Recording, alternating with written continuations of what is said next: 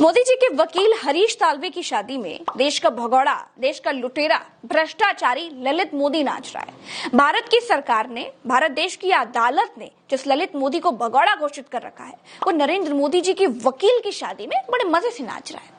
हरीश साल्वे को आप नरेंद्र मोदी जी के वकील की नजर से मत देखिए, तो इस लिहाज से भी आप प्रश्न पूछिए कि वन नेशन वन इलेक्शन पर बनी कमेटी के सदस्य हरीश साल्वे की बारात में भारत का भगोड़ा क्यों नाच रहा है। जो हरीश साल्वे भारत का भविष्य तय करने वाली कमेटी के सदस्य हैं, उनकी तीसरी शादी में भारत का भगोड़ा काहे नाच रहा है जी?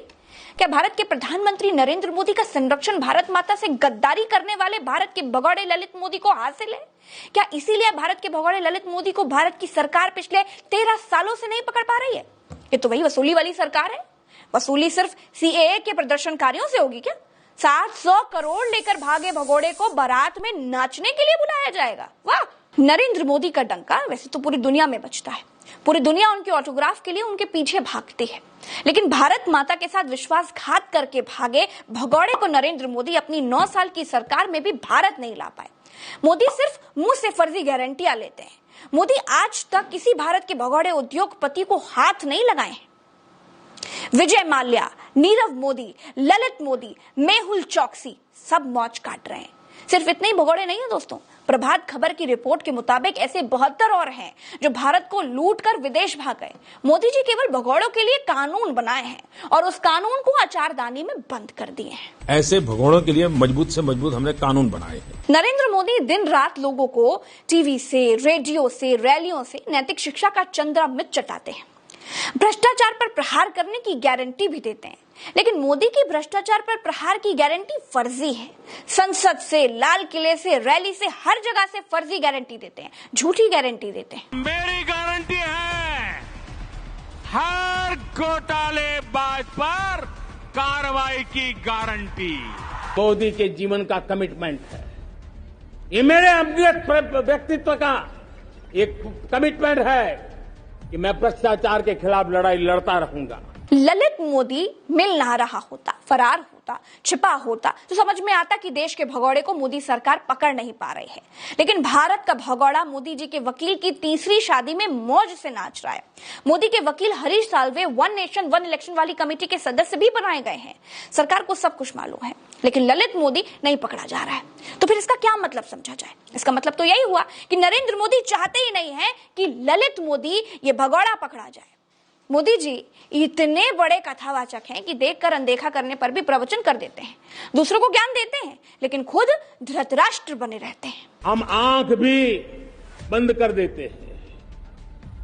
अब आंख बंद करने का समय नहीं है। दोस्तों, आपको याद होगा 2019 के चुनाव में बीएसएफ से बर्खास्त फौजी तेज बहादुर यादव जब वाराणसी से प्रधानमंत्री नरेंद्र मोदी के खिलाफ चुनाव लड़ रहे थे तो उनका नामांकन खारिज कर दिया गया था।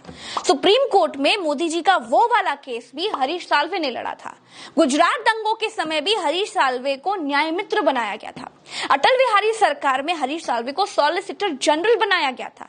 हरीश साल्वे अंबानी के भी वकील रहे हैं। हरीश साल्वे से जब मीडिया ने यह सवाल पूछा कि आपको मोदी भक्त कहा जाता है, इस पर आप क्या कहेंगे, तो हरीश साल्वे ने यह कहा था कि अगर कोई बात मुझे पसंद आती है तो मैं आंख बंद करके उसका समर्थन करता हूं।